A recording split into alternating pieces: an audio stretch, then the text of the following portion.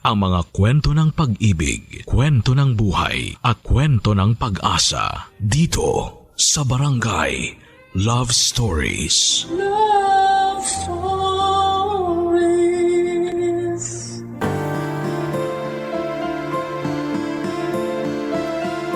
Minsan may kaibigan tayo na may dinadalang bigat na hindi natin nakikita.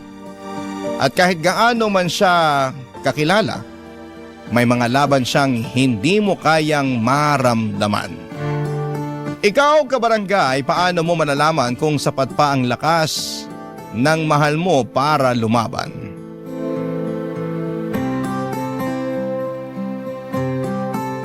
Dear Papa Dudut, isang magandang tanghali po sa lahat ng mga nakikinig ngayon. Itago niyo na lamang po ako sa pangalang Roda, 27 years old at nagtatrabaho bilang isang guro dito sa Isabela. Matagal na rin po akong tagapakinig ng inyong programang Barangay Love Stories. Kaya naman naisipan ko rin na gumawa ng sulat para maikwento sa inyo ang parte ng buhay ko na kailanman ay hindi ko makakalimutan. Pero bago ko ipagpatuloy ang sulat na ito ay humihingi ako ng malawak na pangunawa sa ating mga kabarangay na nakikinig ngayon. Dahil alam ko na magiging sensitibo at baka ma-trigger ang kanilang mga sarili sa pakikinig. Makulit akong estudyante, papadudot noon. Sabi nga nila palagi akong hyper at nakakahawa raw ang energy ko. Kaya naman tuwang-tuwa ang mga kaklase at professor ko noon. Pero syempre hindi pwedeng mawalan ng kontrabida sa buhay natin. At sa buhay ko, isang tao lang naman ang hindi natutuwa noon sa akin. Ang tahimik at supladong kaklase ko na si Kevin. Palagi siyang tahimik sa classroom tapos ay naiinis ako kapag sinasaway niya ang kaingayan ko kahit wala namang kaming klase. At mas lumiliit pa ang mundo naming dalawa nang siya ang manalong presidente at ako naman ang vice president ng student council ng college university namin, Papa Dudut.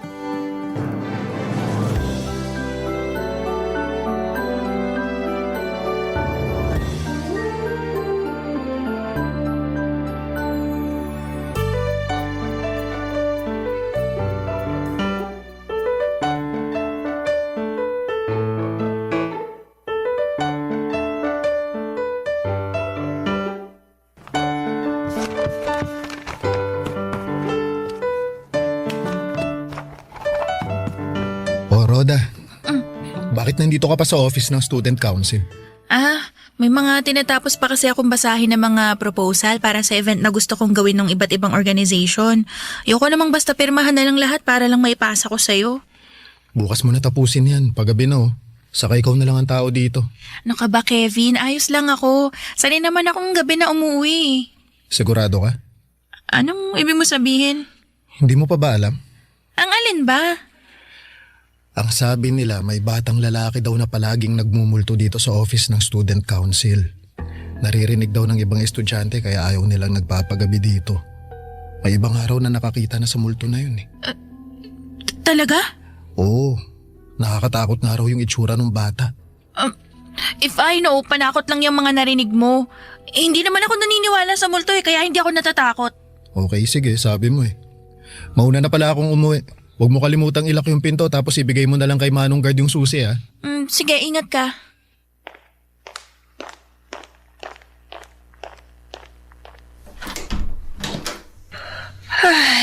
Naantok na talaga ako.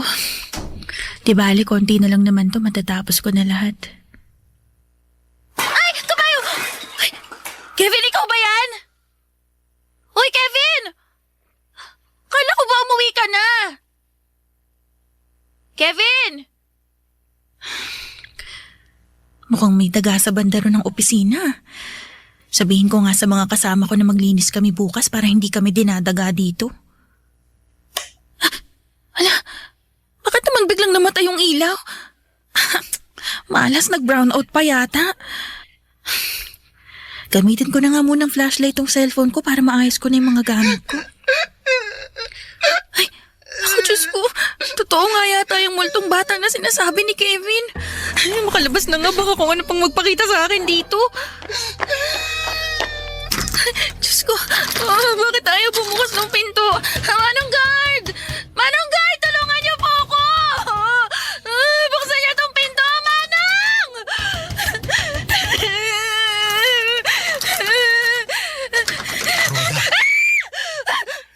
Kevin! Roda, ako lang to si Kevin. Uy, relax. Imulat mo na yung mga mata mo. Uy, may ilaw na ulit oh.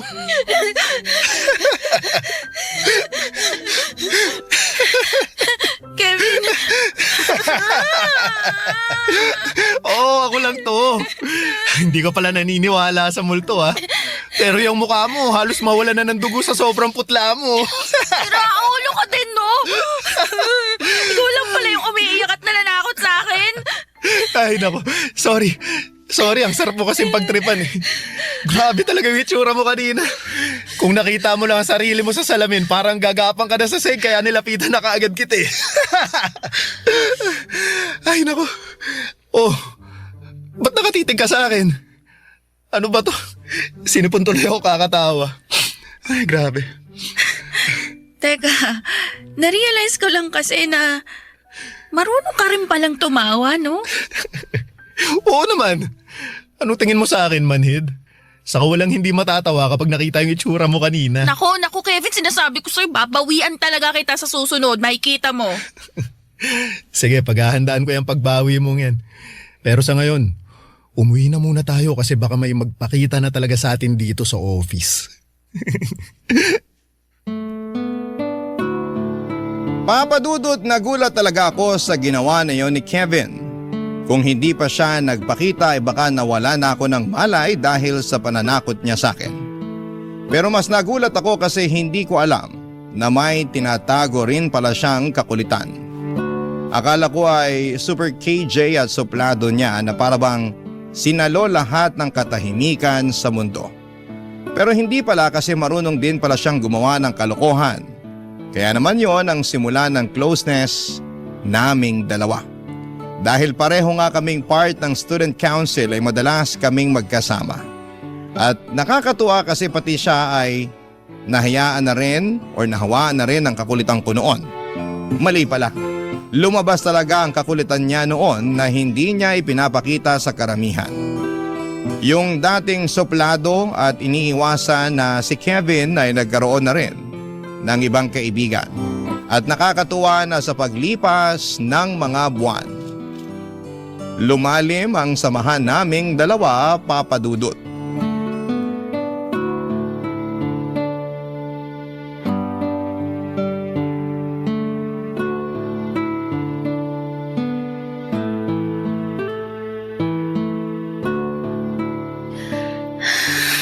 Sa wakas, natapos ko na rin tong research paper ko.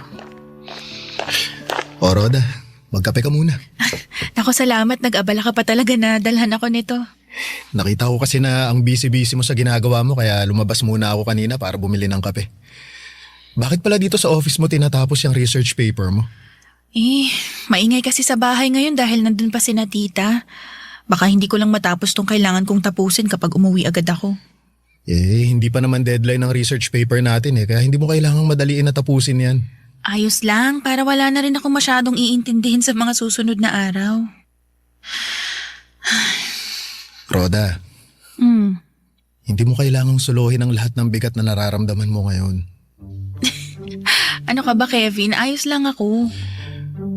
Minsan, kailangan nating iiyak ang bigat na nararamdaman natin. Hindi maaalis yung buong bigat sa dibdib natin pero kahit papano, mababawasan naman. Ito naman si Kevin. Masyado ka namang seryoso. Ayos lang talaga ako. Kaibigan mo ako, Roda. Kaya alam ko kung kailan totoong okay ka lang at kailan ka hindi okay. Hindi mo kailangang itago sa akin yung totoong nararamdaman mo. Nandito lang ako, Roda. Handang makinig sa'yo. Hindi ko lang kasi maintindihan, Kevin eh. Bakit kailangan mawala ni Mama? Mabuti naman siyang tao. Matulungin siya sa kahit na sino. Maraming masamang tao dyan pero bakit si mama pa? Bakit hindi pinakinggan ng Diyos yung paulit-ulit na dasal ko na pagalingin niya si mama? Natanggalin niya yung cancer kay mama. Bakit hindi niya ako pinagbigyan sa hiling ko? Bakit hindi niya pinagaling si mama? Sabi nila, lahat ng nangyayari sa buhay natin, palaging may malalim na dahilan. Uy, pero anong dahilan? Bakit kailangan mawala ng mama ko? Bakit siya? Bakit siya pa? Alam mo, may mga sagot na mahirap ay paliwanag at intindihin eh.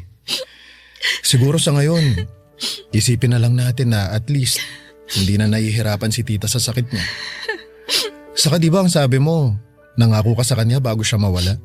Magiging matatag ka kahit wala na siya. Oo, pero ang hirap-hirap pala. Ang hirap maging matatag ngayon na hindi ko na siya kasama. Lahat naman mahirap talaga sa umpisa eh, pero alam kong kakayanin mo. Kasi nandyan pa rin yung mga kapatid mo, tita, at pati ng papa mo. Isipin mo na kailangan mo ring magpakatatag para sa kanila. Kailangan yung magpakatatag para sa isa't isa. Oo, tama ka. Kailangan din ako ng mga kapatid ko eh. Salamat, Kevin, ha? Basta kapag kailangan mo ng kausap, Roda, nandito lang ako. Makikinig ako kahit tungkol saan pa yan. Papadudot, nasa second year college ako nang ma-diagnose na merong cervical cancer si mama, stage 3. Napakabilis ng pangyayari kasi ilang buwan lang ang lumipas ay iniwan na rin niya kami kaagad. Sobrang bigat ng pagkawala ni mama kasi ever since ay mama's girl talaga ako. Siya yung ginawa kong inspirasyon para pagbutihan palalo ang pag-aaral ko. Kaya nang mawala siya, parang nawala ng direksyon ang buhay ko. Nahirapan akong kausapin ang pamilya ko kasi alam ko na pare-pareho kami ng pinagdaraanan noon. Mabuti na lamang at palaging nasa tabi ko si Kevin.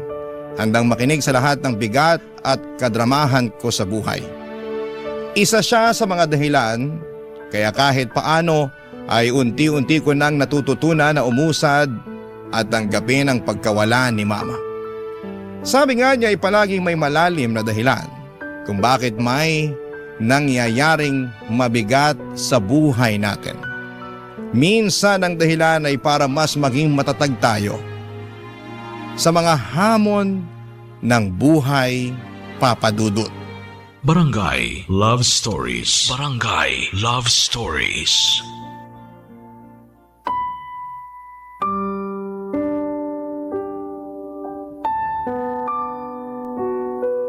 Papadudot, mas lalo pang lumalim ang pagkakaibigan namin ni Kevin to the point na palagi na kaming magkasama sa loob ng university. Akala nga ng ibang kaklase namin ay may relasyon na kaming dalawa. Sa totoo lang, sa paglalim ng friendship namin kasunod noon ay ang pagbabago ng nararamdaman ko para sa kanya. Nagkaroon siya ng espesyal na lugar sa puso ko. Pero syempre hindi ko yon sinabi sa kanya kasi masaya naman ako sa pagkakaibigan na meron kaming dalawa. Natakot din ako noon na baka masira pa ang magandang samahan namin. Baka kasi hindi kami pareho ng nararamdaman. Ang mahalaga sa akin noon ay masaya ako sa tuwing kasama ko si Kevin, Papadudot.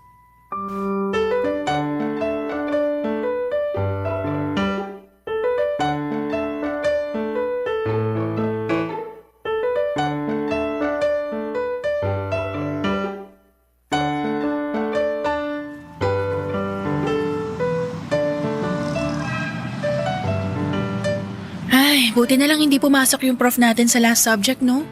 Sinabi mo pa. Ang aga tuloy nating makakauwi ngayon. Pero alam mo, ang jahe din pala na hindi siya pumasok kanina. O bakit mo naman nasasabi yan? Kasi ang aga nga nating makakauwi pero tinambakan niya naman tayo ng reporting para next week. Oo nga pala. Siya rin kasi yung pinakatamad magklase sa lahat ng professor natin no? Tamad na nga magklase, ang sipag pang magtambak ng mga report at research paper natin. Ay, naku. Doon niya kasi talaga tayo binabawian. At teka, gusto mo ng halo-halo? Libre kita. Uy, talaga ba? Oo. Hindi kasi ako nag-lunch kanina kaya may extra pa ako sa baon ko dito. Yun, sige, thank you. Sakto, medyo gutom na rin ako eh. Yun oh. Tara, doon tayo sa malapit na tindahan. Ang alam ko, masarap daw yung halo-halo doon eh. Kevin! Hoy! Tay, ano pong ginagawa nyo dito? Hinahanap talaga kita. Pauwi na rin po ako, Tay. Magmimerienda lang po kami. Walang iya ka, bata ka! Tito, huminahon po kayo. Hindi niyo po kailangang saktan si Kevin. Namanahimik ka dyan! Dahil hindi ikaw kinakausap ko at ikaw, Kevin, ilabas mo yung pera ko! Ano pong perang sinasabi nyo? Ba't nagmamahang-maangat ka pa talaga? Ilabas mo na yung perang ninakaw mo sa akin! Tay, nasasaktan po ako, Tay. Bitawan niyo po ang braso ko. Mas masasaktan ka talaga kapag hindi mo binalik yung perang ninakaw mo! Tito, bitawan niyo na po si Kevin. Sabi ko sa'yo, huwag ka makikialam, Neng, ha? Kung ayaw mong pati ikaw, masaktan! Tay, wala po talaga ako ninakaw na pera sa inyo, Tay. Napakasinungaling mo talagang bata ka. Wala namang iba kukuha ng pera ko sa kwarto kundi ikaw lang. Kaya ilabas mo yung pera ko. Akin na yung perang ninakaw mo. Wala nga po ako ninanakaw sa inyo. Ano wala, ha? Sigurado ka? O sige, kakapkapan ko itong mga bulsa ng pantalon mo, ha? Tay, kahit kailan hindi ko po kayo ninakawan. Kung wala ka talagang ninakaw sa akin, ano tong perang nasa bulsa mo, ha? Pera ko to, ha? Allowance ko po yan galing sa Kapitolyo. Tinitipid ko po talaga para sa mga susunod na araw na pasok ko. Baka sinungaling mo talagang bata ka? Manang-mana ka dyan sa nanay mo. Akin na to lahat ng pera to. Lahat na to, ninakaw mo to. Pero Tay! Tumahimik ka dyan kung ayaw mong mas masaktan ka sa bahay mamaya. Aalis na ako at baka mahuli pa ako sa sabong na pupuntahan ko. Umuwi ka na ng bahay at maglinis ka doon. Hindi yung naglalakwa at saka pa kasama yung kung sino-sino. Pwe!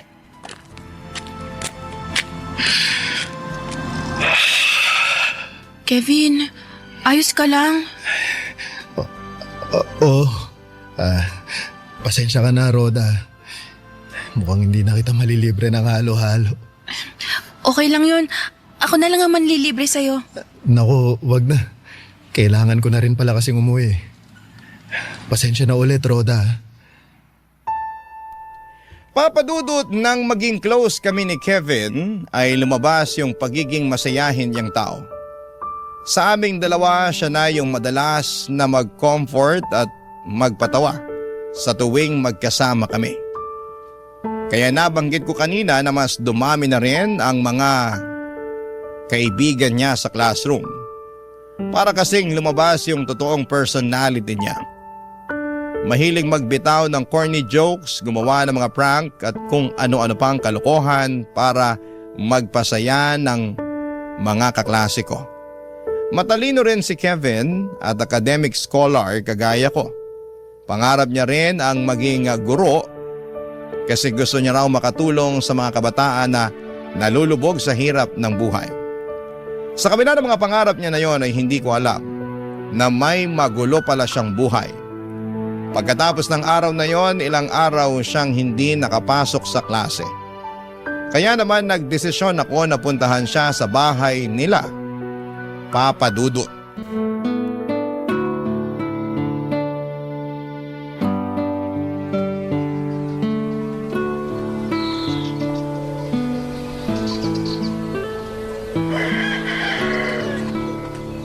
Tao po! Tao po! Kevin! Kevin, si Roda to! Tao po!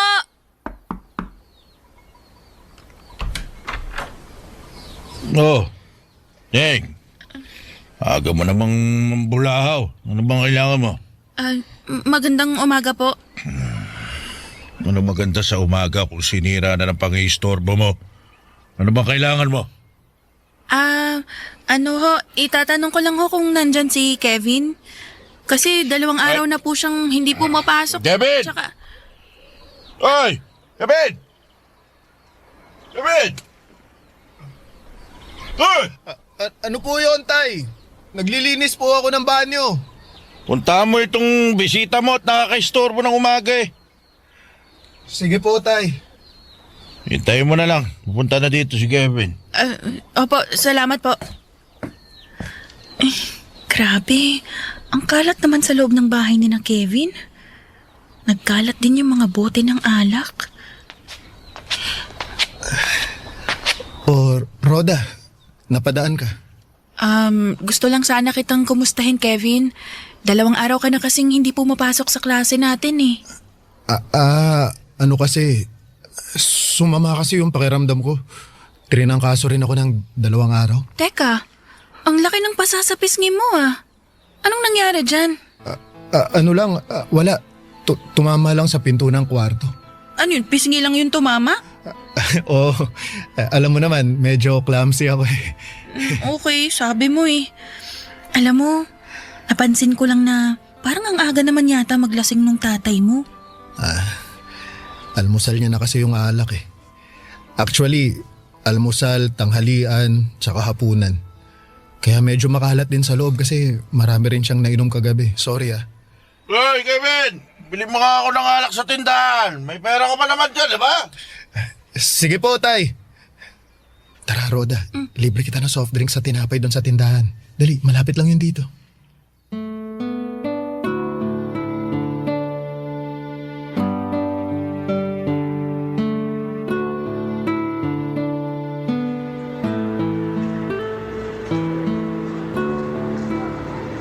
Ibig sabihin, kaya hindi ka talaga nakapasok ng 2 araw sa klase kasi namamaga yung pasasapisngi mo?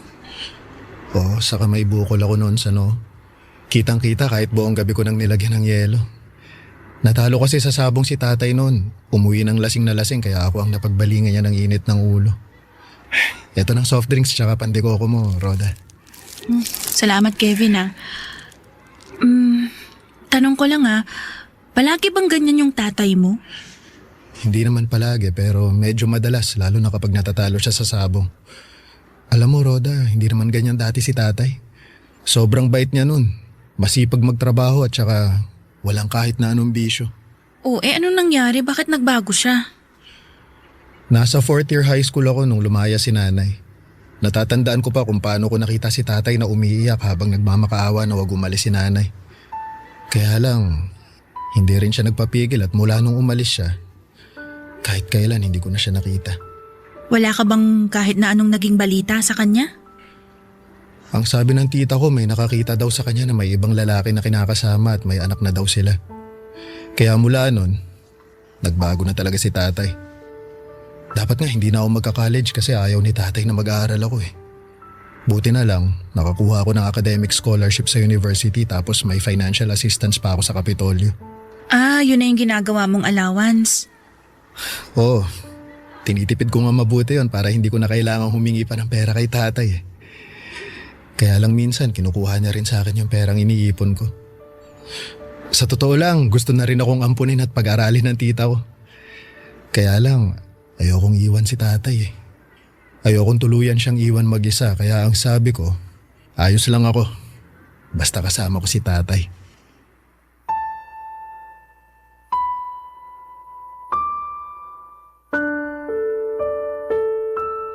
Papa Dudut, hindi ko inaasahan noon na sa likod ng malalaking ngiti at malalakas na tawa ni Kevin ay ang malungkot na kwento ng buhay niya.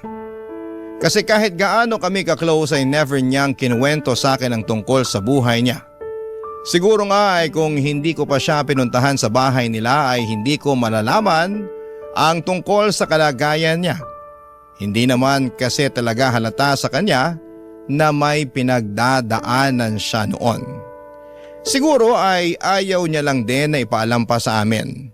Nakakalungkot lang na ma-realize na yung mga taong palagi nating nakakausap at nagpapasaya sa atin ay may malungkot palang mundo na ayaw ipakita sa atin. Naalala ko pa na nagsorry siya dahil sa pagkakwento niya ng tungkol sa buhay niya. Ang sabi ko naman sa kanya ay handa akong makinig sa kahit na anong kwento niya dahil magkaibigan kami, Papa Dudut. Barangay Love Stories. Barangay Love Stories. Papa Dudut, tinulungan ko si Kevin na makahabol sa mga subject na hindi niya napasukan dahil matalino naman siya. Hindi siya nahirapan na intindihin ang mga lessons namin. Kaya lang nang sumunod na linggo ay pumasok siya. Nahirap maglakad dahil sinaktan na naman siya ng tatay niya. Kung hindi nga lang daw midterm week ay hindi na muna siya papasok ng ilang araw. Doon ko na kinumbinsi si Kevin na baka oras na para tanggapin niya ang alok na pangangalaga ng tita niya. Hindi pwedeng tanggapin niya lang ng paulit-ulit ang pananakit ng tatay niya. Hanggang sa wakas ay sinunod niya ang payo ko at lumipat na nga siya sa pangangalaga ng tita niya. Doon ko nakita ang pagbabago ni Kevin. Bumalik ang totoong ngiti sa mga labi niya. Yung totoong saya sa mga mata niya. At natutuwa talaga ako. Kasi alam ko na napakabuti para sa kanya sa ginawa niyang pagtira sa bahay ng tita niya, Papa Dudut.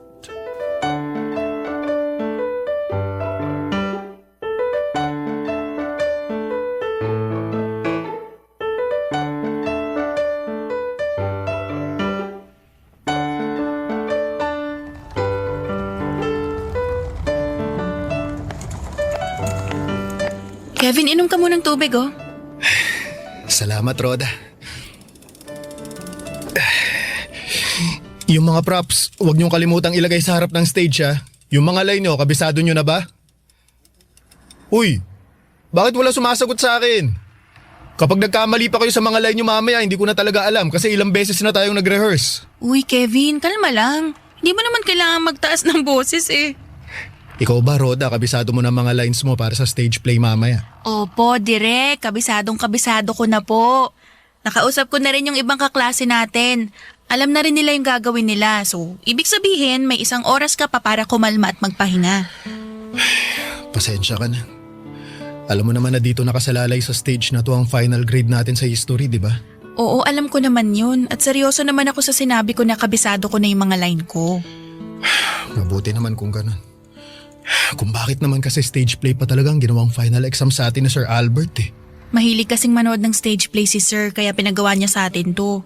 Pero Kevin, wag ka mag-alala. Sigurado ako na magiging maayos ang lahat. Maipapasa natin ang subject na to.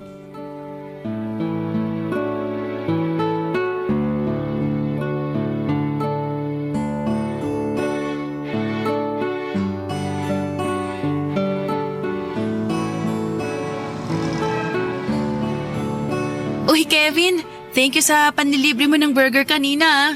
Busog ako, grabe. Thank you din, Roda, kasi pinakalma mo ako bago magsimula yung stage play kanina. Iba na kasi talaga yung kaba ko nun eh. Sabi ko naman sa'yo, walang magiging problema.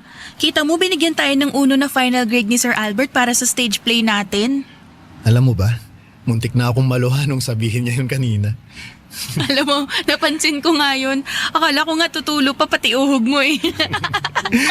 Grabe ka naman sa akin. Pero, hindi naman natuloy yung luha ko. Pero ang galing niyong lahat kanina. Napabilib niyo ako sa acting at saka sa pagbitaw niyo ng mga linya ninyo. Eh paano? Ang galing mo kayang mag-direct. Direct Kevin. Ay. Lalo na kapag oras ng rehearsal, nasa'yo talaga lahat ng atensyon namin. Kasi nakita namin kung gaano ka kaseryoso na makakuha tayo ng mataas na grade sa subject na to. Nasa isang grupo lang tayo, kaya gusto ko na pare-pareho tayong mag-e-effort dito. Ikaw kaya ang pinaka-ma-effort sa lahat. Mas marami ka pang naging trabaho kaysa dun sa assigned stage manager natin eh. Hindi naman. Ayoko lang naiasa sa ibang tao yung mga bagay na kaya ko namang gawin. Yan yung pinaka-nagustuhan ko sa'yo, Kevin.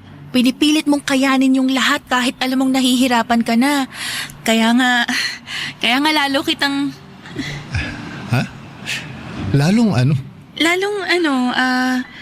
Kaya lalong tumaas yung respeto ko sa'yo bilang isang kaibigan dahil sa ganyang ugali mo, Kevin. Dati na naman akong ganito. At alam mo yan kasi isa ka sa pinakamatagal na kaibigan ko dito sa university, Roda. Medyo lumalalim na rin ang gabi, no? Tara, uwi na tayo. Sige, tara, Kevin. Papadudod sa totoo lang ay alam ko sa sarili ko na tuluyan nang nahulog ang loob ko para kay Kevin noon. Yung paghanga na nararamdaman ko ay na-develop na sa pagmamahal. Ayun nga lang palagi akong nauunahan ng takot na ipaalam sa kanya ang tungkol sa nararamdaman ko. Natatakot kasi ako na magkaroon ng lamat ang pagkakaibigan namin. na baka yun pa ang dahilan para lumayo siya sa akin. Masaya naman ako sa friendship na meron kaming dalawa.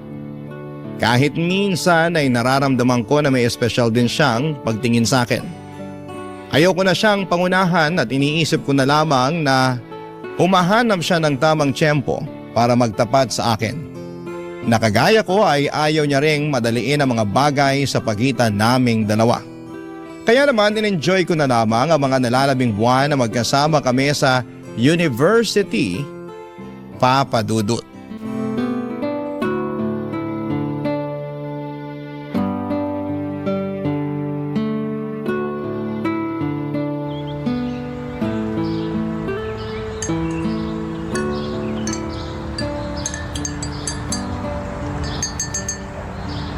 Kevin, kape.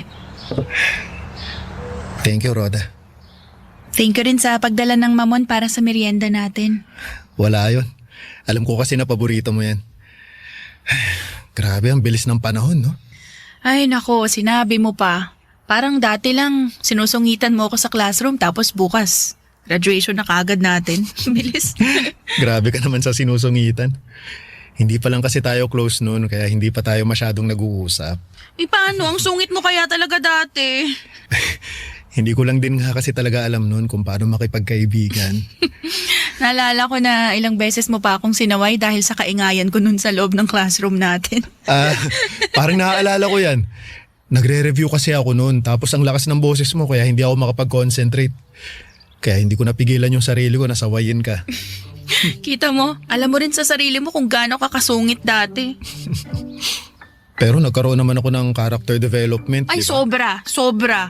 Kaya nga tuwang-tuwa yung mga kaklase natin sa'yo kung alam mo lang. At nangyari lahat yun ang dahil sa'yo. Rhoda, thank you . Thank you. Para saan? Para sa pagiging isang mabuting kaibigan sa akin. Ay, nako naman. Naging mabuti ka rin namang kaibigan sa akin. Kaya quits lang tayo. Sa bagay, tama ka. Pero alam mo, aaminin ko na malaki ang naging impact mo sa buhay ko. Kasi napalabas mo yung totoong ako. Naturuan mo ako kung paano magpakatotoo sa sarili ko. Ikaw yung naging dahilan para maging mas matapang ako. Kung hindi kita nakilala, hindi ko na alam ang gagawin ko sa sarili ko . Kaya, thank you, Rhoda. Sa pagbibigay ng kulay sa college life ko. Ano ba yung mga sinasabi mo, Kevin? Nakakaiyak naman. Sinasabi ko lang naman yung totoo. Mahirap na, baka hindi ko pa masabi sa huli kung gaano ka ka-espesyal para sa akin. Ano? Hindi ko maintindihan. Pagkatapos kasi ng graduation natin, Rhoda, luluwas na ako ng Maynila. Aalis ka na ng Isabela? Oo. Aalis ako kasama si tita. Ang sabi niya, doon na lang daw ako sa Maynila mag-review at mag-take ng board exam. May kakilala daw kasi siya sa isang opisina doon kung saan pwede ako magtrabaho habang nagre-review. Pero babalik ka pa naman, di ba? Oo naman, syempre. Hindi ko nga lang alam kung kailan. Kaya nga gusto kong sulitin ang araw na to at magpasalamat sa'yo kasi ikaw yung naging tulay para mas lalong lumakas ang loob ko. Sabi mo nga, di ba? Magkaibigan tayo. At ang magkaibigan palaging nagtutulungan at nagdadamayan. Basta, Kevin, nandito lang ako palagi para sa'yo, ha? Alam ko na hindi naging madali ang buhay natin pareho. At ano man ang maramdaman mong bigat o problema, tawagan mo lang ako, ha? Palaging bukas ang linya ko para sa'yo.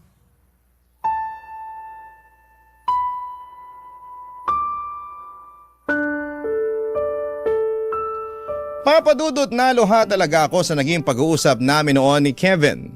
Sa totoo lang ay gusto ko rin talaga sana siyang pigilan sa plano niyang pag-alis sa Isabela. Naisip ko lang na sino ba naman ako sa buhay niya para gawin ang mga bagay na yon. Isa pa malaki rin ang may tutulong ng pag-alis niya para sa sarili niya. Kaya naman sinuportahan ko na lamang siya sa naging desisyon niya. At sa araw ng graduation namin ay mahigpit na yakap ang pinabaon ko sa kanya. Kasunod noon ay ang pangako na palagi kaming magtatawagan at muling magkikita. Sa unang mga buwan na magkalayo kami ay madalas pa kaming magka-text at tawagan. Pero nagsimula din na dumalang ang palitan ng mga text naming dalawa. Ang sabi niya ay naging busy lamang daw siya sa trabaho.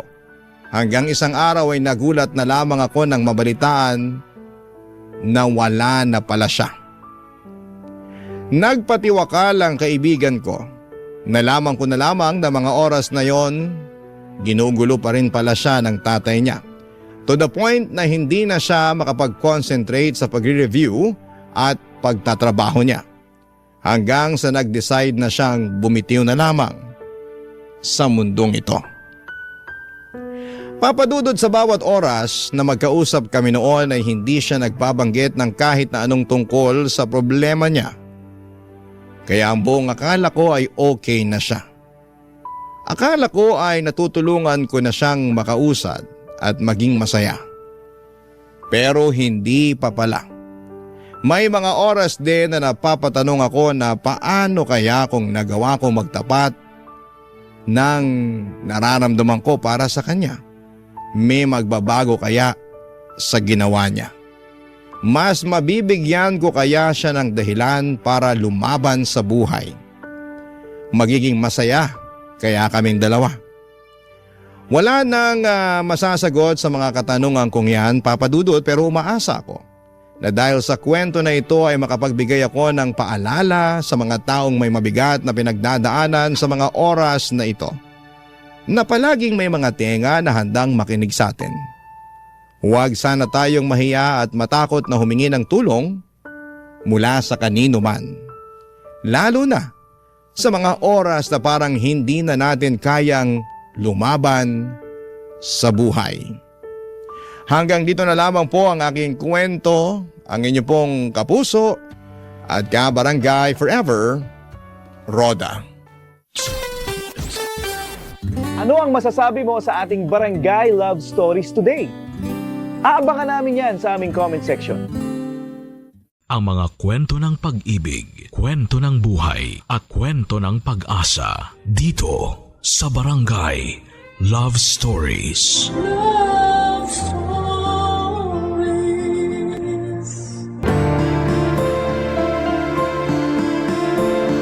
Madalas tayong bumibili ng kung ano-ano para i-treat ang ating sarili. Kung minsan ay parang rewarding na rin sa atin kapag nakakabili tayo ng mga bagay na gusto natin. Ikaw kabarangay, ano ang madalas mong binibili bilang reward para sa sarili mo? Dear Papa Dudut, magandang araw po sa inyo. Ako po si Zane at avid listener po ako ng Barangay LS sa YouTube man at sa Facebook. Nalaman ko po yung tungkol sa email address ng Barangay LS sa Facebook. Kaya po naisipan kong ipadala sa inyo ang kwento ng buhay ko kasama ang aking pinakamamahal na mama na si Mama Lydia. Ipagdarasal ko po na sana'y mapili po ninyo ang sulat kong ito. Sinabi ko na rin po kay Mama na magpapadala ako ng sulat sa inyo at natuwa si Mama noong sinabi ko yon. Matagal na po kasi naming pinapangarap na sana'y marinig namin yung kwento ng buhay namin sa radyo. Kaya't sobrang tuwa po namin noong nalaman namin ang tungkol sa email address ng Barangay LS. Si Mama nga po pala ay isang housewife. Pero noong pumanaw po si Papa ay talagang nakita ko kung gaano siya nahirapan. Si Papa po kasi lang ang nagtatrabaho noon para sa amin. At nang mawala siya, doon namin naranasan ang hirap ng buhay. Tandang-tanda ko pa po na may mga pagkakataon na late na ako sa nakakapag-exam sa school kasi hindi pa nababayaran ni Mama ang tuition fee ko. At may mga pagkakataon din na itlog na lang ang kinakain namin dahil kinakapos na kami sa budget. Nang mga panahon na yon, nangungutang na lamang si Mama sa mga kakilala niya para lamang makaraos kami. Pero sa kabila ng lahat ng yon ay nagbago ang aming buhay nang matanggap si Mama bilang isang government employee. Hindi man kami yumaman pero at least ay hindi na kami nahihirapan katulad ng dati. Minsan po ay nararamdaman ko talaga na hindi na nabibili ni Mama ang mga bagay na gusto niyang bilhin. Kasi lahat ng pera niya ay napupunta lamang sa mga gastusin namin sa bahay. Kaya po ipinangako ko sa sarili ko na kapag nakapagtapos ako ng kolehiyo, magtatrabaho ako ng maigi para maibigay ko kay Mama ang lahat ng mga bagay na matagal na niyang pinapangarap. Ang pinakamalaking pangarap ko po talaga para kay Mama ay ang madala ko siya sa mga lugar na matagal na niyang gustong bisitahin. Bilang pasasalamat na rin sa lahat ng sakripisyo at pagmamahal na ibinibigay niya sa akin. Papadudot, ang totoo po niyan, tuwing umuuwi si Mama galing sa trabaho ay hindi ko po maiwasang maging malungkot. Kasi nakikita ko sa mga mata niya ang hirap ng pinagdadaanan niya sa pang-araw-araw.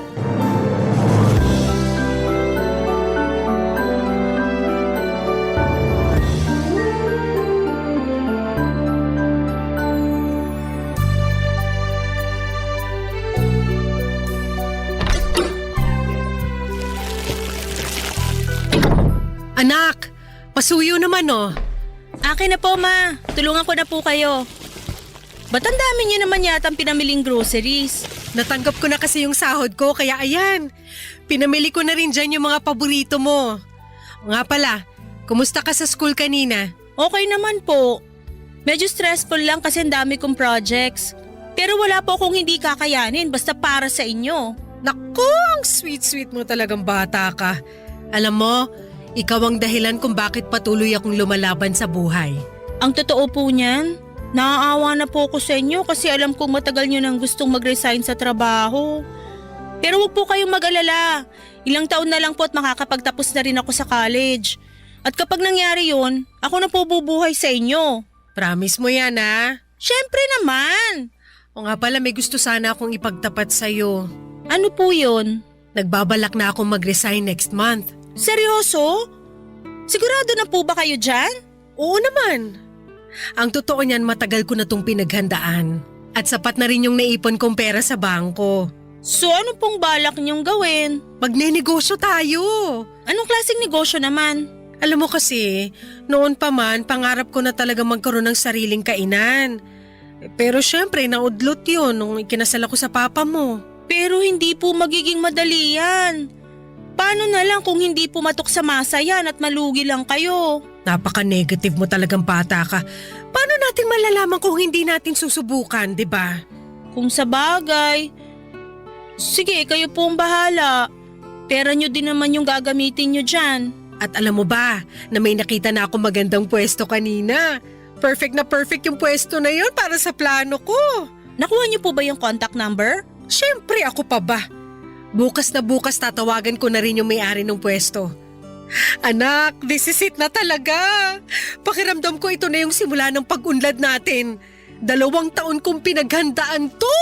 Ang tagal nyo na palang pinaghahandaan yan pero ni minsan hindi nyo man lang binanggit sa akin yung tungkol dyan. Magtatampo na po talaga ako sa inyo. Sus! Nagdrama na naman ang nag-iisang anak ko na ubod ng ganda. Ano ka ba? Huwag ka nang magtampo sa akin kasi para din naman sa'yo to eh. Bakit hindi nyo man lang nabanggit sa akin yung tungkol sa balak nyo na magtayo ng kainan? Eh kasi ayoko mausog yung plano ko. Kung ganun naman po pala, bakit nyo pa sinabi sa akin ngayon? Kasi napagtanto ko na ikaw ang magdadala sa akin ng swerte.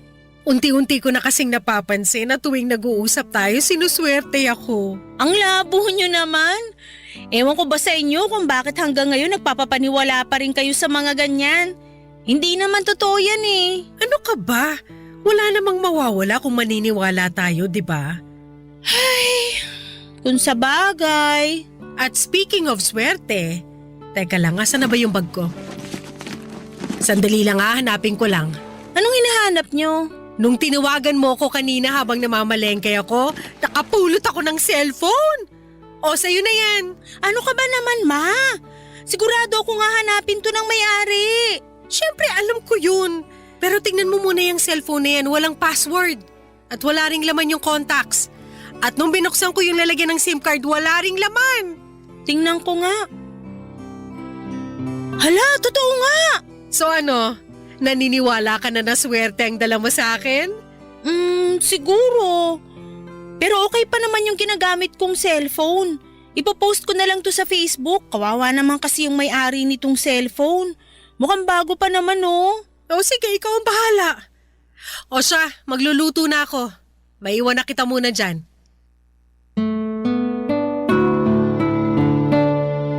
Habang nagluluto si Mama ng gabing yon ay naisipan ko pong i-post sa Facebook yung cellphone na nahanap niya.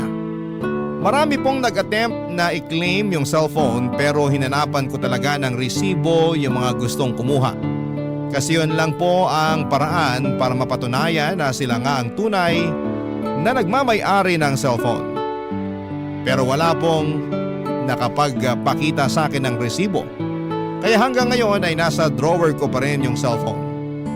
Anyway, Papa Dudut, sobrang mapamahiin po talaga si Mama. Naniniwala po talaga siya na tuwing tinatawagan ko siya ay sinuswerte siya. Natatawa at hinahayaan ko na lamang po si Mama sa mga gusto niyang paniwalaan kasi alam ko naman na harmless yon. Hindi ko na rin po siya masisisi kasi yung henerasyon niya ay lumaki sa mga ganitong paniniwala at pamahiin. Hinahayaan ko na lamang po siya kasi wala naman pong masama sa mga pamahiin na gusto niyang paniwalaan niya. Kaya't iniintindi ko na lamang. At tungkol doon sa plano ni Mama makalipas ang ilang buwan, natuloy na po yung plano niyang mag-resign sa trabaho at tinuloy po niya yung pangarap niyang magtayo ng sarili niyang kainan sa pwestong nagustuhan niya. Tandang-tanda ko pa noong mga panahong yon ay hindi po sapat yung savings ni Mama para ipatayo ang kainan. At nagkautang pa po siya para lamang maipatayo yung kainan. Pero sa kabila ng lahat ng hirap at sakripisyo ay nagbunga po ang lahat. Ang kainan po ni Mama ay nag-boom at mukhang hindi po nagkamali si Mama sa desisyon niyang iwanan ang trabaho niya bilang government employee para sa pagnenegosyo. Napakasaya po namin kasi talagang napatunayan ni Mama na kaya niyang magtagumpay sa sarili niyang diskarte at sipag. At kung akala niyo po na nabawasan na yung stress ni Mama simula nung nagnegosyo siya ay nagkamali po kayo. Mas lalo pong dumoble yung stress niya kasi may mga tao na siyang tinututukan at habang tumatagal ay dumadami din yung mga customers namin. Yung kainan po namin ay 15 minutes lang ang layo sa bahay namin. Kaya kapag wala akong pasok ay tumutulong ako doon. Kadalasan po ay tumutulong ako sa mga tauhan ni Mama na nagsiserve ng pagkain. Naglilinis ng mga mesa, nagwawalis at kung ano-ano pa. Aaminin ko na nakakapagod yung negosyo na yon pero masasabi ko rin po na worth it ang lahat ng pinagdaanan ni Mama para lamang maipatayo ang kainan namin, Papa Dudut.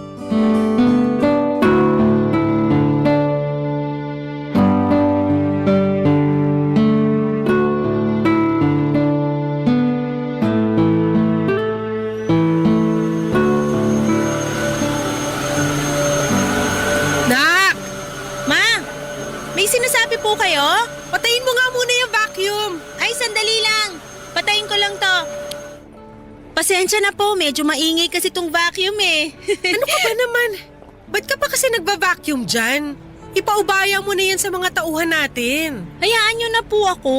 Ito na nga lang yung matutulong ko sa inyo eh. Tapos pipigilan nyo pa ako. Ay naku, napakaswerte ko talaga sa'yo. Nako, ako po itong maswerte sa inyo kasi nagkaroon ako ng mama na sobrang sipag at madiskarte. Grabe, hindi ko akalain na darating yung araw na magkakaroon tayo ng sarili nating negosyo. At take note, nabayaran ko na rin lahat ng inutangan ko para lang maipatayo tong kainan natin. Salamat sa Diyos! Sana magtuloy-tuloy na talaga to. Ay naku, sigurado yan. Ikaw lang ang lucky charm ko eh. Ay, ayan na yung delivery ko. Nagdilang anghel ako. Ito ang isa pang swerteng dumarating. Sandali lang naka, diyan ka lang. Ano ba kasi yan? 700, 800, o ayan. Thank you! Ano ba yung in-order mo, Ma? Umorder ako ng pampaswerte online para dito sa kainan at para na rin sa bahay natin. Patingin nga, magkano ba to? 800? Ano ba yan? Ang mahal naman nito. Mura na nga yan eh. Alam kong malaki na po yung kinikita nyo ngayon dito sa kainan. Pero magdahan-dahan naman po kayo sa paggastos. Uy, alam mo ba na galing pa to ng China? Sa tingin mo, bakit sinuswerte yung mga Chinese pagdating sa negosyo? Nang dahil dito. Ang dami kong nabasa online na effective daw to. O ito, iuwi mo yan sa bahay at isabit mo yung mga yan sa sala natin, ha? Para mas lalo tayong swertehin. Tingnan nyo nga to, oh. Mukhang mumurahin. Mukhang na-scam po kayo eh. Ano ka ba, hindi scam yan? At gaya nga ng sabi ko sa'yo noon, wala namang mawawala kung susubukan natin, di ba? May nawala po sa inyo. Nawala po yung 800 pesos na pinambayad nyo sa walang kwentang pampaswerte na to. Ang bilis nyo naman magpaloko. Nga pala, hindi naman po kayo nag-online shopping dati ah. Sigurado ako na may nagturo sa inyo kung paano mag-online shopping. Oo, tinuruan ako ng isang tauhan natin dito sa kainan. At isa pa, ayusin mo yung tono ng pananalita mo sa akin, ha? Hindi ko na nagugustuhan yung tabas ng dila mo. Pasensya na po kayo. Yung sa akin lang naman, sana wag niyo naman sayangin yung pera niyo sa mga walang kwentang bagay.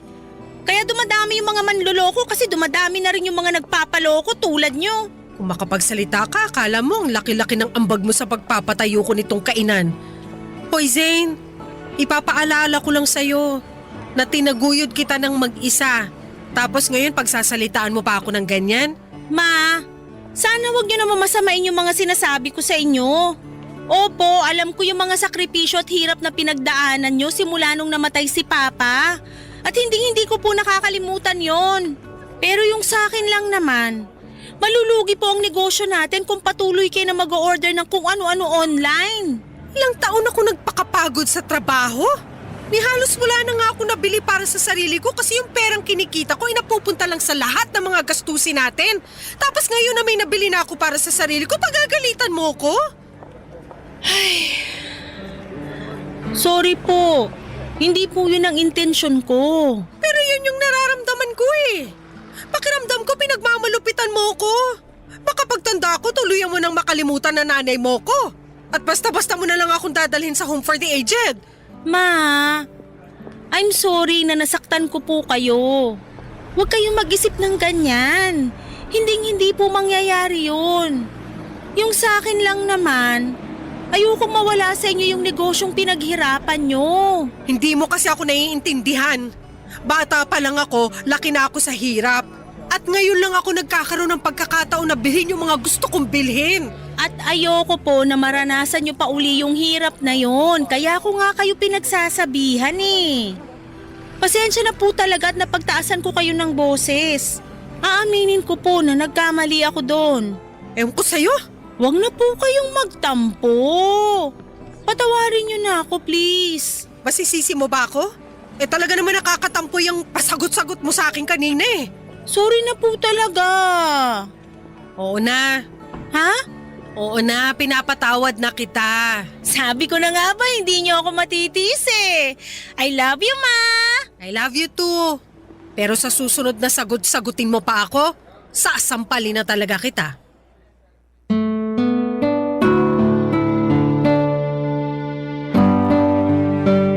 Buti na lang po talaga at nagkabati kami kaagad ni Mama noong araw na yon. Pero Papa Dudut, siguro naman ay naiintindihan ninyo kung saan ako nang gagaling, hindi ba? Oo, siguro yung maliit lang na halaga yung 800 pesos para gawing malaking issue. Pero ang ayoko lang talagang mangyari ay yung mag-aksaya si Mama ng pera para sa mga nakikita niya online. Ang mahirap kasi sa ibang mga matatanda ngayon, lalo na sa mga hindi masyadong techie, ay mabilis silang nagpapaniwala sa mga nakikita sa online. Kaya minsan ay nagiging target na sila ng mga scammers. Kaya kung may mga seniors man na nakikinig dyan, ang advice ko lamang po ay kung may gusto kayong bilhin online, mag-research muna kayo ng mabuti bago ninyo bilhin ito. At mas maganda po kung may mga anak o kaibigan kayong makakatulong sa inyo para alamin kung legit o fake nga ba ang isang produkto. Lumipas sa mga araw at mas lalo kong napapansin na dumadami yung mga ino-order ni Mama online. Mabuti sana kung may kwenta yung mga binibili niya, pero sa totoo lang, wala talagang kakwenta-kwenta yung mga pinamimili ni Mama. Naku Papa Dudut, matatawa kayo sa mga binibili ni Mama. As far as I remember, bumili siya ng pang-crack ng itlog, tapos bumili rin siya ng machine na nag-slice ng mga saging, at bumili pa ng napakaraming toilet paper na nag-glow in the dark. Aabutin tayo ng magdamag kung iisa-isahin ko po yung mga walang kwentang bagay na binibili ni Mama. Maniwala po kayo, ginawa ko na talaga ang lahat para pigilan si Mama sa pag-online shopping niya. Pero tuwing sinusubukan ko siyang pigilan, nag-aaway lamang kami at nagkakasamaan ng loob, Papa Dudut.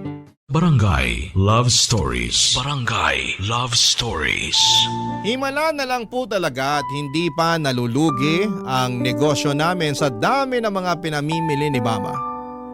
Noong mga panahon na yon ay dinadagsa pa naman ng mga customers ang kainan namin. Kaya yung perang winawaldas ni Mama sa mga walang kwentang bagay ay nababawi rin naman niya kaagad. Pero Papa Dudut, ang totoo, ang hirap po talaga. Kating-kati na akong pigilan si Mama ng mga panahon na yon. Pero kahit na anong paliwanag ko kay Mama ay hinding-hindi niya pa rin ako maintindihan. Kinuwento din sa akin ni Mama na noong bata pa siya ay sobrang hirap daw ng buhay nila.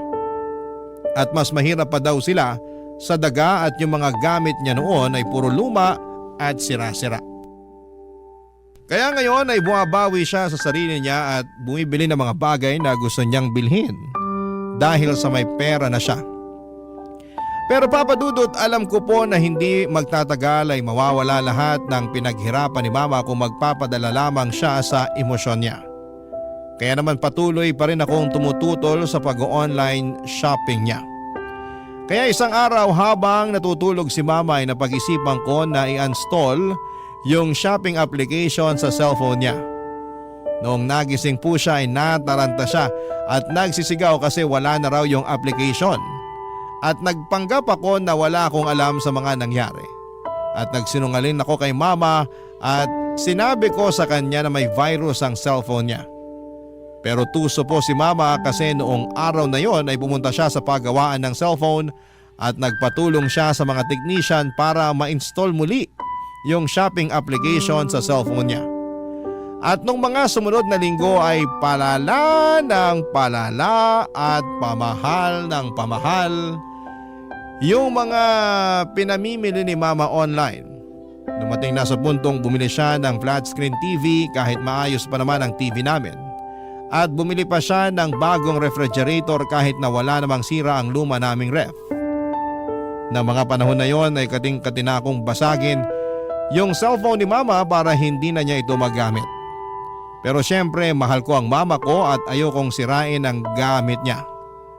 Makalipas nga Papa Dudut ang isang buwan ay nagulat po ako ng isang araw ay pagkagising ko ay may napansin ako na napakalakas na ingay sa loob mismo ng bahay namin.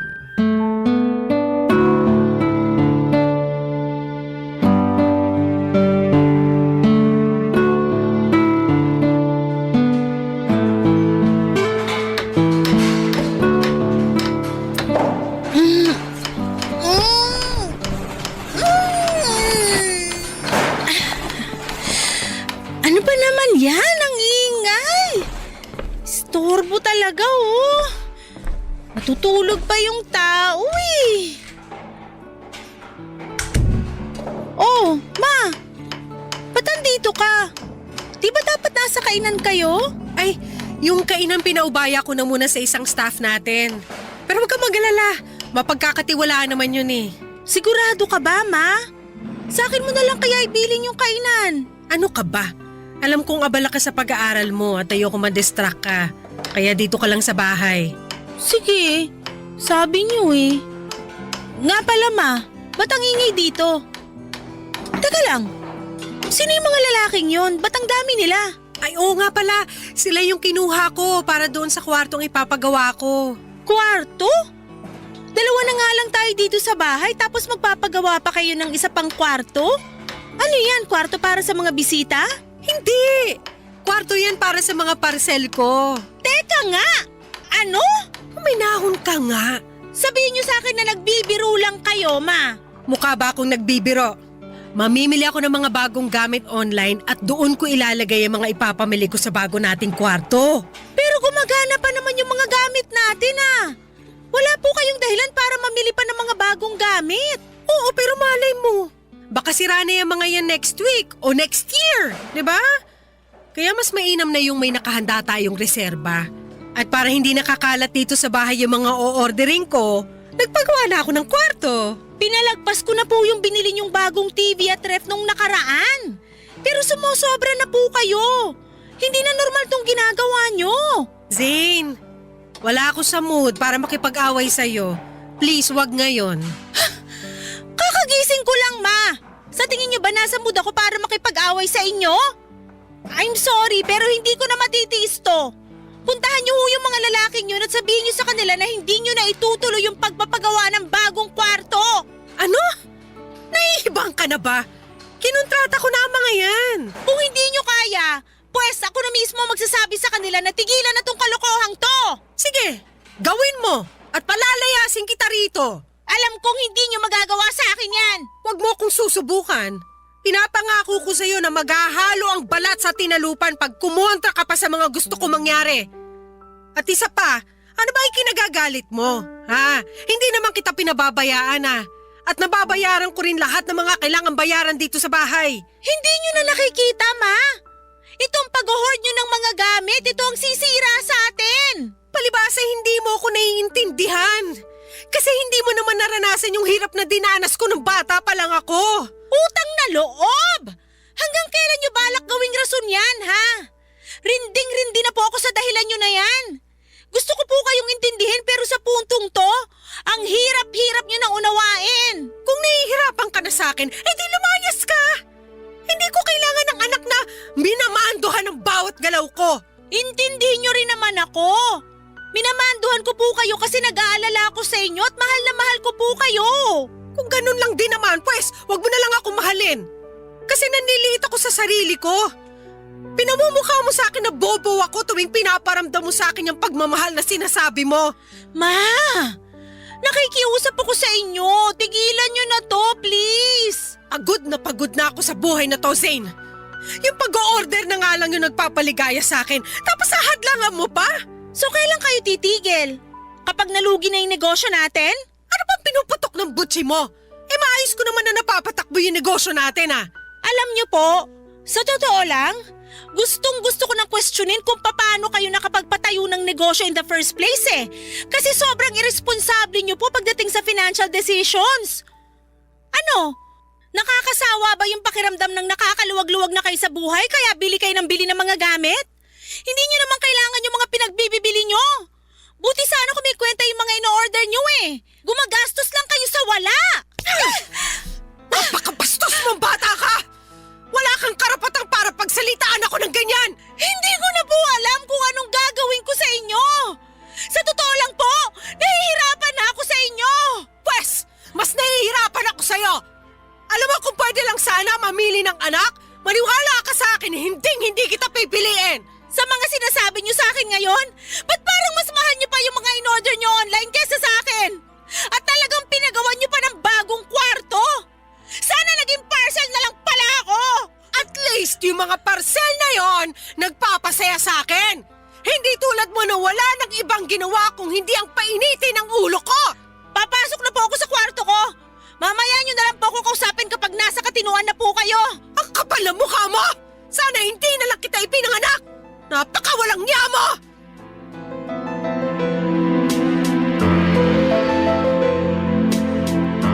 Hanggang ngayon ay sobrang nakokonsensya pa rin ako sa kung papaano ko sinagot si Mama noong araw na yon. Nagdilim lang po talaga ang paningin ko at hindi ko na napigilan ang sarili ko noong nalaman ko na nagpagawa si Mama ng kwarto para sa mga parcel niya.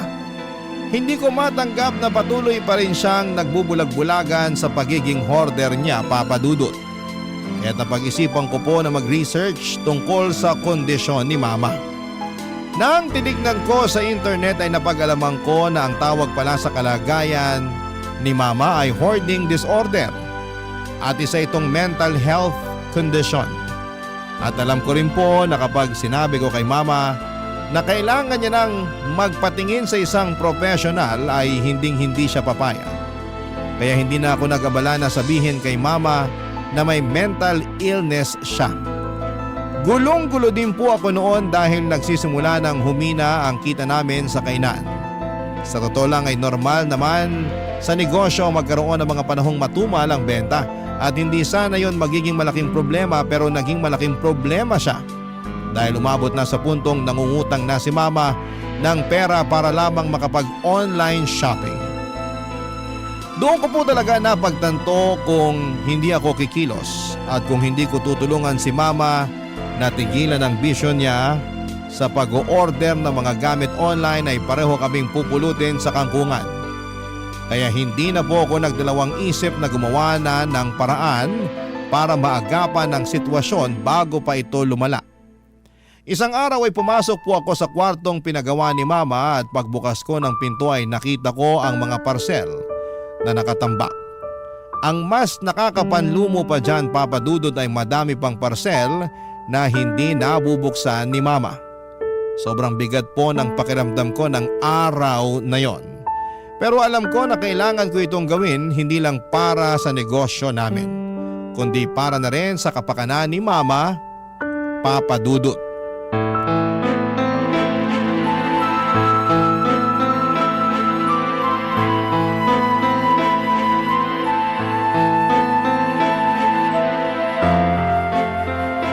Zane!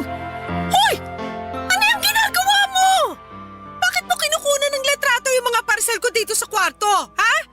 At bakit mo naman binuksan tong parcel ko? Ma, I'm sorry pero kailangan na nating ibenta tong mga to. Ano? Hindi! Hindi ako makakapayag! Alam mo, ikaw masyado ka na nangingialam sa mga gamit ko. Bakit? Ni minsan ba pinakialaman ko yung mga gamit mo? Ha? Unti-unti nang dumadami yung mga pinagkakautangan nyo dahil sa bisyo nyo. Kaya habang maaga pa, agapan na natin to. Ibebenta ko tong mga parcel nyo at babayaran ko lahat ng mga pinagkakautangan nyo para matapos itong problema na to. Tumigil ka nga! Oo, aminin ko may mga pinagkakautangan ako dahil matumal yung benta ng kainan ngayon. Pero makakabangon din tayo. Kapag dumami na ulit yung mga customers natin, mababayaran ko rin lahat ng utang ko. Maniwala ka! Marami kayong pinagkakautangan hindi dahil matumal yung benta ng kainan. Kung hindi dahil dyan sa bisyo nyo sa pag-online shopping. Paano kung matatagalan pa bago makabangon yung kainan, ha? Ano, aantayin nyo pa ba na tamaan kayo ng kidlat bago nyo maisipang magdasal? Hindi na! Ako na mismo ang puputol sa bisyo nyo. Ipopost ko na to at ibebenta natin lahat ng mga gamit dito sa ayaw at sa gusto nyo. Hindi ko hahayaang basta-basta na lang na ibebenta ang mga gamit ko. Wala kang karapatang magdesisyon para sa akin. Naman! Ito na yung pagkakataon para mabayaran mo na lahat ng mga utang mo. At isa pa, masisira lang po itong mga in-order nyo kasi hindi nyo naman ginagamit eh. Yung iba nga dito ay hindi nyo pa nabubuksan. Hindi mo ko naiintindihan, Zane. Hindi mo lubos na naiintindihan kung bakit ginagawa ko lahat ng to. Ano na naman yung idadahilan nyo? Yung lumaki kayo na mas mahirap pa sa daga kaya bumibili ng kung ano-ano para makabawi kayo sa sarili nyo? Huwag na! Ilang beses ko na pong narinig yan. Nung namatay yung papa mo, ang laki ng puwang na iniwan niya sa buhay natin. Ni hindi nga ako nagkaroon ng pagkakataon man lang para pagluksaan yung pagkamatay niya. Kasi kinailangan kitang alagaan. Kinailangan ko mag-isip ng paraan kung paano kita bubuhayin na mag-isa. At nang dahil doon, hindi na ako nagkaroon ng pagkakataon para isipin ko man lang yung sarili ko.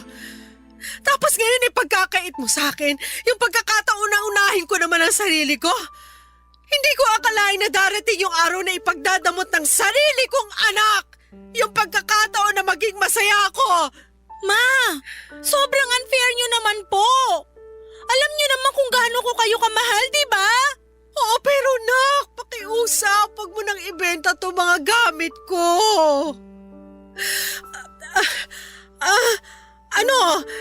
Pinapangako ko sa'yo na huling-huli na to. Hindi na ako mag-order ng kung ano-ano online. Pangako sa'yo yan. Sigurado na ba yan? Oo naman. Eto yung cellphone ko. Gawin mo na kung anong gusto mong gawin dyan. Maniwala kayo sa akin. Para sa inyo rin tong gagawin ko. Bakit? Anong balak mong gawin? I-delete ko na po yung account nyo kung saan kayo namimili ng mga gamit. Sobra naman ata yan, nak. Dapat nga matagal ko nang ginawa to eh. Baka naman... Ano? Baka naman pwede mo akong pagbigyan. Huli na talaga to. Naman! Please. Isang order na lang talaga. Sige na naman, payagan mo na ako. I'm sorry po, pero hindi pwede. Ayan, na-delete ko na rin yung account nyo sa wakas. Eto na po yung cellphone nyo. Nakakapanghinayang naman. Tingnan nyo nga itong mga gamit nyo sa kwarto na to. Kung may dapat man kayong panghinayangan, yun yung pera na nasayang sa kaka-online shopping nyo. Sige na. Ba't kanya ka makatitig sa akin? Ma, wag na wag po kayong magkakamali na gumawa ng bagong account. Sinoli ko po sa inyo yung cellphone nyo. Wag nyo naman sanang sirain yung tiwalang binibigay ko sa inyo. Oo na. Pangako hindi na ako gagawa ng account. At parang awa nyo na. Sana bayaran nyo na po yung mga pinagkakautangan nyo kapag nakaluwag-luwag na kayo. Huwag ka mag-alala, ako nang bahala dyan. Sigurado naman ako na makakabangon din yung kainan eh. Sana nga talaga. Pero di bale, ang mahalaga ngayon hindi na uli kayo makakapag-order ng kung ano-ano online. Nga po pala, siguro mas makakabuti kung gawin na lang nating guest room tong kwarto na to. Sayang naman po kung gagawin nyo lang tong bodega, di ba? Pero gusto kong nakikita yung mga pinamili ko sa kwarto na to. Ma, sana wag niyo masamain tong sasabihin ko sa inyo, ha? Ay, ayaw ko na sanang sabihin to eh. Pero mukhang wala na akong choice. Bakit? Ano ba yun? Yung pag-hoard nyo kasi ng gamit. Sa tingin ko hindi na normal yon. At pakiramdam ko makakatulong kung pupunta tayo sa doktor. Hoy Zane! Namimili ako ng mga kung ano-ano pero hindi ako baliw! Kalimutan nyo na lang po yung sinabi ko. Baka kung saan pa mapunta tong usapan na to. Tulad ng inaasahan ko ay nagalit si mama noong sinabi ko sa kanya na isang mental illness ang pag-hoarding ng gamit. Pero makalipas ang ilang araw ay napansin ko na palagi nang nakatutok si mama sa negosyo namin. Pero tuwing nasa bahay siya ay napapansin ko rin na parang hindi siya mapakali, Papa Dudut.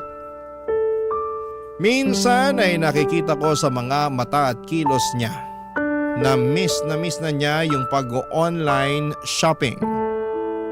Naiintindihan ko naman si mama at medyo nakukonsensya din po ako na dinilit ko yung account niya sa shopping app. Kasi alam ko kung gaano siya kasaya kapag nakakapamili siya ng mga gamit niya. Pero alam ko rin naman na ginawa ko yon para sa ikabubuti niya. At para naman hindi na maboard si mama sa bahay ay hinikayat ko na lamang siyang lumabas-labas kasamang mga kaibigan niya. At ipaubayan na lamang muna sa isang mapagkakatiwalaan na tauhan namin yung kainan at mukhang nakatulong yung advice na yon. Kasi simula nang nakapag-banding na si mama kasama ang mga friends niya ay unti-unti ko nang nakikita na nawawala yung lungkot sa mukha niya. Hindi na rin naman buwabata si mama, Papa Dudut, at sa tingin ko ay deserve naman niya yung makapag-enjoy at magkaroon ng oras para sa sarili niya. Kasi sino ba namang anak ang gustong makita ang mama niya na nakatunganga sa bahay at nai-stress palagi sa pagpapatakbo ng negosyo? Masakit para sa akin yon kasi ayokong nakikita si mama na malungkot o parang napapaligiran ng mga problema. Kaya't nag-decide akong hikayatin siyang lumabas, magpahinga at magsaya. Kasi bilang isang anak ay gusto ko naman na makita siya na masaya at puno ng buhay. At ng mga panahon na yon, Papa Dudut, mga kabarangay, ay masasabi kong tuluyan ng iniwan ni Mama ang mundo ng online shopping. Barangay Love Stories. Barangay Love Stories. Habang tumatagal ay mas lalong lumaki ang social circle ni Mama at marami na rin siyang nakikilalang ibang tao at masaya ako para sa kanya. Kasi nakikita ko sa Facebook na nagsisimula na siyang mag-ballroom dancing at palagi silang nagkakasiyahan ng mga kaibigan niya. Sabi nga ni Mama sa akin ay hindi siya masyadong lumalabas o gumagala noong buhay pa si Papa. Kaya natuwa ako na kahit papaano ay nagagawa na niyang makapag-enjoy at mag-explore ng mga bagay na hindi niya nagagawa noon. Pero Papa Dudut, hindi ko akalain na hindi pa pala tuluyang nakawala si Mama sa mundo ng online shopping. Isang araw pagkatapos ko ng klase, dumiretso ko sa kainan namin at doon ko napansin na may mga nakatambak na mga parcel sa loob ng stock room. At doon ko rin nalaman na inuutusan pala ni Mama yung isa naming tauhan para mag-order ng kung ano-ano online para sa kanya. Galit na galit ako noon. Pakiramdam ko ay parang trinaydor ako ni Mama. Kaya't sobrang nanlumo ako. Hindi pa nga kami ganap na nakakabangon mula sa mga utang at ngayon ay nag-o-order na naman siya. Sinabihan ko yung tauhan namin na huwag papayagan si Mama na mag-online shopping. At sinunod naman niya ako. Pero tulad ng inaasahan ko ay nag-away na naman kami ni Mama noong pinagbawalan ko yung tauhan namin na tulungan siya sa pag-online shopping. Pero hindi ko po akalain na mas malaki pa pala ang problema na haharapin ko. Isang gabi ay napansin ko na may kaibigan si Mama na tumalaw sa bahay namin. At dinig ko na sinabi niya kay Mama na kung mag-i-invest daw si Mama sa negosyo niya ay malaki daw ang kikitain na pera ni Mama. Alam mo naman ako, Papa Dudut, sobrang protective ako pagdating kay Mama. Kaya talagang nagalit ako ng gabing yon. Parang may kutob kasi ako na scammer ang kaibigan ni Mama at niloloko lamang siya, Papa Dudut. Kaya noon nag-CR si Mama ay nakipagtalo ako doon sa kaibigan niya at pinalayas ko siya sa bahay namin. At doon na nga nalaman ni Mama yung ginawa kong pagpapalaya sa kaibigan niya, Papa Dudut.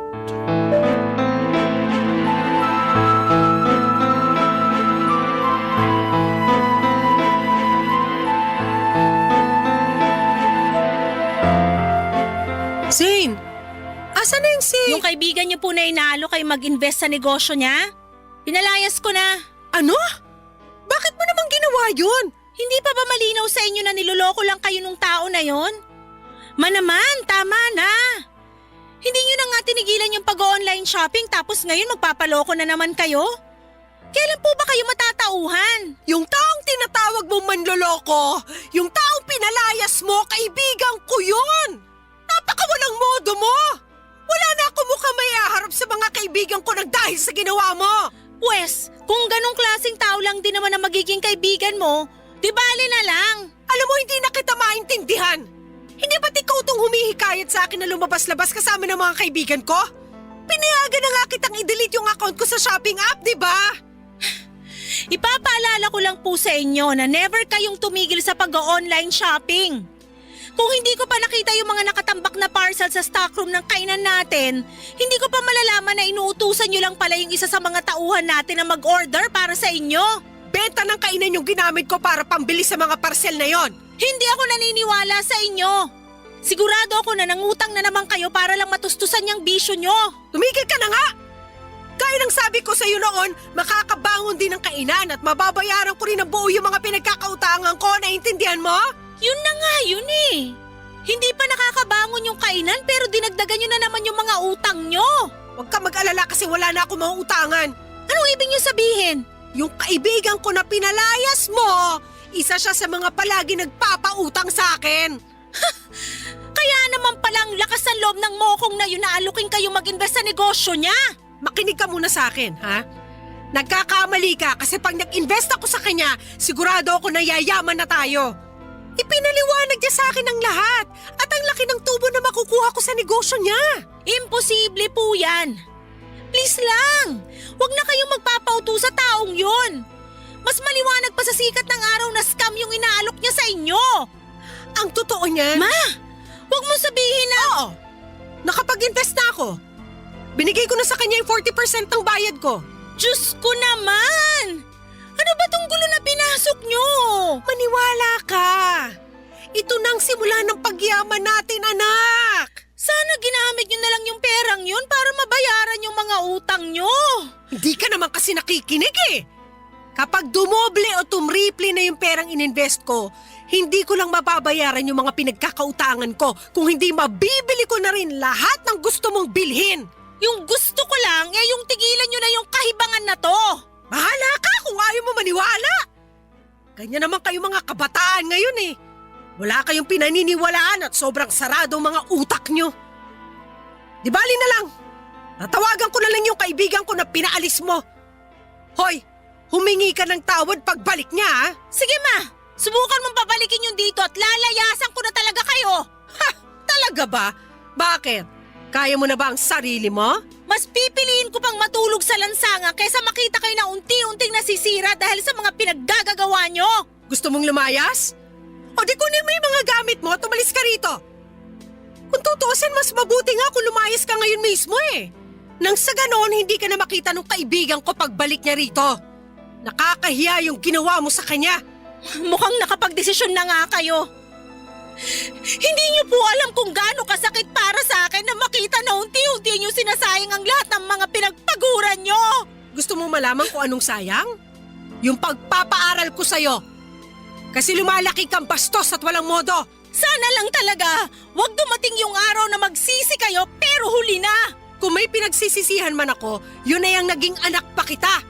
Namimihasa ka na sa pambabastos mo sa akin? Hindi ka na naawa sa akin? Hindi niyo ba nakikita na ginagawa ko lahat ng to dahil mahal na mahal ko kayo? Ginagawa mo lang ang lahat ng to dahil ayaw mo ako maging masaya. Ang gusto mo lang ay yung nabibigay ko sa iyo yung allowance mo. Ganun ba talaga kababaw ang tingin niyo sa akin? Oo! Kasi kung mahal mo ako, hindi mo ako pagbabawalan sa mga bagay na nakakapagpasaya sa akin. Ayoko na po. Wala nang patutunguhan tong usapan na to. Siguro panahon na para maghiwalay muna tayo. At saan ka naman pupunta? Bakit? May pera ka? Doon na muna ako sa best friend ko. I'm sorry, pero aalis na ako. Tatawagan ko na lang po kayo. Nang gabing yon ay umalis ako sa bahay namin at dumiretso na ako sa bahay ng best friend ko. Yun na ata yung pinakamahirap at pinakamasakit na desisyon na nagawa ko. Yung iwanan si mama, pero ang sakit din na kababae kong tao ay hinayaan lamang ako ng nanay ko na umalis at iwanan siya. Hindi man lang niya ako inalok. Pakiramdam ko na mga oras na yon ay okay lang sa nanay ko na may mangyari sa akin na kung ano. Hindi ko na talaga alam kung ano ang gagawin ko sa kanya ng mga panahon na yon. At naisip ko na baka kung magpapakalayo-layo ako ay matatauhan si mama at baka tigilan na niya ang mga hindi tamang ginagawa niya. Lalo na ang paggastos ng pera sa mga walang kwentang bagay. Buti na lamang papadudot at taos puso akong tinanggap ng best friend ko sa bahay nila. Dumaan ang mga araw na nanghihiram na lamang ako ng pera sa kaibigan ko na yon para may pangbaon ako. Mabuti na lamang at hindi pa due yung tuition ko noon kasi kung hindi baka hindi ko napanindigan yung desisyon kong layasan si mama. At kahit wala na ako sa bahay namin ay patuloy pa rin akong nagtitext at tumatawag kay mama. Pero hindi siya sumasagot at palagi niyang pinapatay ang tawag ko. Okay lang sa akin yon kasi at least alam ko na ligtas si mama at wala akong dapat na ipag-alala. Kasi napapatay niya pa yung mga tawag ko. Pero syempre kahit na gano'n ay hindi ko pa rin maiwasang mag-alala. Minsan ay gusto ko nang umuwi pero pinipigilan ko ang sarili ko. Sabi ko sa sarili ko ay hindi ako uuwi hanggat hindi nagbabago si mama. At tuwing wala akong pasok ay dumadaan na lamang ako sa kainan namin at doon ako nagtatanong sa mga tauhan namin tungkol kay mama.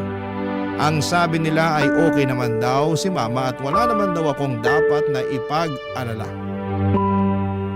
Pero isang araw ay tinawagan ako ni mama at pinapauwi na niya ako. Kaya nagpasalamat ako sa best friend ko na pinatuloy niya ako sa bahay nila.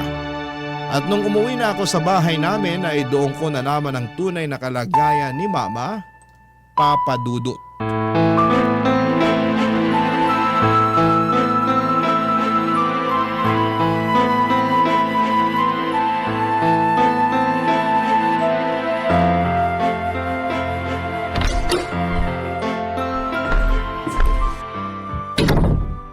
Ma? Zane, anak! Anong nangyari? Ba't kayo umiiyak? Yung perang ininvest ko, wala na. Ang laking halaga nun. Yan na nga ba sinasabi ko eh. Patingin ako ng cellphone nyo. Eto! Pambihira! Wala na! Binlock na kayo nung mokong na yon. Pati yung iba pa mga kaibigan namin, hinikayat niya rin na mag-invest sa kanya, tinakbuhan niya rin. Ano nang gagawin natin? Huwag niyo na muna pong isipin yon. Baka mas lalo kayong ma-stress. Anak, sorry sa lahat ng mga nagawa at nasabi ko sa'yo. Sisig-sisi ako na hindi ako nakinig sa'yo. Akala ko kasi pinaghihigpitan mo ko eh, kaya ayaw mo ko maging masaya. Naman, ikaw na nga lang ang meron ako eh. Sa tingin niyo talaga magagawa ko yon? Kung ganun, bakit mo ko nilayasan? Nagawa ko lang naman yun kasi nawawasak na yung puso ko tuwing nakikita ko kayo na winawaldas yung mga pinaghirapan nyo sa mga walang kwentang bagay. At ngayong naiintindihan ko na kung bakit mo ko pinagsasabihan noon. Pero wala na yung perang ininvest ko, nak. Natangay na ng manluloko na yun. Di bali na lang po. Yung perang nawala sa inyo, pwede natin kitain uli yun. Pero pag kayo namatay sa stress, yun ang hindi ko kakayanin, ma. Mahal na mahal ko po kayo. Mahal na mahal din kita. Mapapatawad mo pa ba ako sa lahat ng mga nasabi at nagawa ko sa'yo? Ang totoo niyan, dapat ako nga itong humihingi ng tawad sa inyo eh. Oo, alam kong mali yung ginagawa niyong pagsasayang ng pera. Pero dapat hindi ko kayo binastos. Dapat kinausap ko na lang kayo ng maayos. Sising-sisi din po ako sa kung paano ko kayo sinagot-sagot noon. Paano mo naman ako kakausapin ng maayos? Eh hindi nga kita pinapakinggan noon, di ba? Basta ma, lagi niyong tatandaan na kakampi niyo po ako, okay? Makakaasa ka na simula sa araw na to. Magtitiwala na ako sa'yo. Mabuti naman po kung ganun. Narinig ko nga din pala sa mga tauhan natin na pumunta ka raw sa kainan para itanong sa kanila yung tungkol sa lagay ko. Anak, thank you talaga ha. Ngayon alam ko na mahal mo ako. Hindi naman po kasi nawala yung pagmamahal ko sa inyo eh. At wag na rin po kayong manghinayang dun sa pera na nawala sa inyo kasi sigurado ako na makakaahon din yung kainan natin. Ay nako, panigurado yan kasi hindi ko nasasayangin ang pera natin sa mga walang kwentang bagay. Pangako po yan? Oo, pangako. Eh paano kung binobola nyo lang pala ako? O eto, kunin mo tong cellphone ko, itapon mo na rin yan. Ayan na naman kayo eh. Nako, sigurado ako na ipapadaan nyo na naman sa mga tauhan natin yung pag-o-order nyo online. Ay nako, hindi na. Alam mo hanggang ngayon, sinisingil pa rin ako ng mga pinagkakautangan ko. At na-realize ko rin na ayoko na ng ganong klaseng buhay. Di bali nang hindi tayo mayaman, basta wala tayong utang. Alam nyo ma, proud na proud ako sa inyo. Ay, nga pala. Ano po yon? Pumapayag na ako na dalhin mo ko sa psychiatrist. Seryoso po kayo? Oo naman. Ma, may lagnat po ba kayo? Pinaprank nyo lang yata ako eh. Loko-loko ka talagang bata ka. Aaminin ko na hanggang ngayon gustong-gusto ko pa rin mag-online shopping. At alam ko na hindi mawawala tong kagustuhan ko mag-online shopping kung hindi ako hihingi ng tulong. Nananaginip ba ako? Oh, ayan! Ay, ma, makakurot naman. Buo na ang desisyon ko na magpatingin sa psychiatrist. Basta sasamahan mo ko, ha? Oo naman po, walang problema yan. Alam mo ba, nung nawala ka, na-realize ko rin na ang lungkot pala ng buhay ko. Hindi ko kakayanin kung wala ka. Kaya wag mo na akong iiwan, ha? I'm sorry po kung nagawa ko yun. Promise ko po sa inyo na hindi na mauulit yon. I love you, anak. I love you too, ma. Payakap naman ako.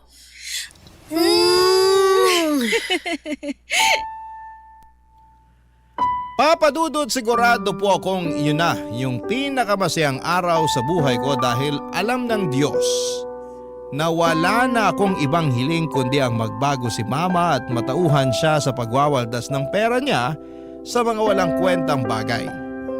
Aaminin ko rin po na may halong panghihinayang ako doon sa perang na-scam kay Mama. Pero hinayaan na lang namin yon kasi ayaw ko nang ma-stress si Mama at karma na lamang ang bahala doon sa manloloko niyang kaibigan. Iniisip ko na lamang na at least ay natauhan na si Mama pagkatapos niyang may scam. At ngayon po ay okay na kami ni Mama at unti-unti nang nakakabangon ang kainan namin. Mas nagiging maingat na si Mama sa paggastos at sa tulong ng psychiatrist, mas naintindihan na ni Mama kung bakit siya nag-hoard ng mga gamit at natutunan na niya kung paano iwasan at kontrolin ang nararamdaman niya. Lalo na yung hilig niya sa pag-online shopping.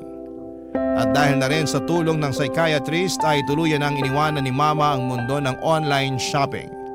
At abala na si Mama ngayon sa pagbayad doon sa mga pinagkakautangan niya. Proud na proud po talaga ako sa character development ni Mama. At pinangako ko rin sa sarili ko na kapag nakapagtapos na ako ng pag-aaral, magfo-focus ako sa kainan namin at sisikapin ko na mapalago ito ng maayos. Nga po pala Papa Dudut, lilinawin ko lang. Hindi ko po sinasabi na masama yung pag-online shopping ha, pero gaya nga noong narinig kong quote, too much of everything is bad. Kaya para sa mga kabarangay ko na nakakaranas ng pinagdaanan ni Mama, ang advice ko lamang po, kung napapansin ninyo na parang nag-hoard na kayo ng gamit, seryosohin nyo po ito. Hindi po ito simpleng hobby lang ha, kundi isang seryosong kondisyon na pwedeng makaapekto sa mental health and financial situation ninyo.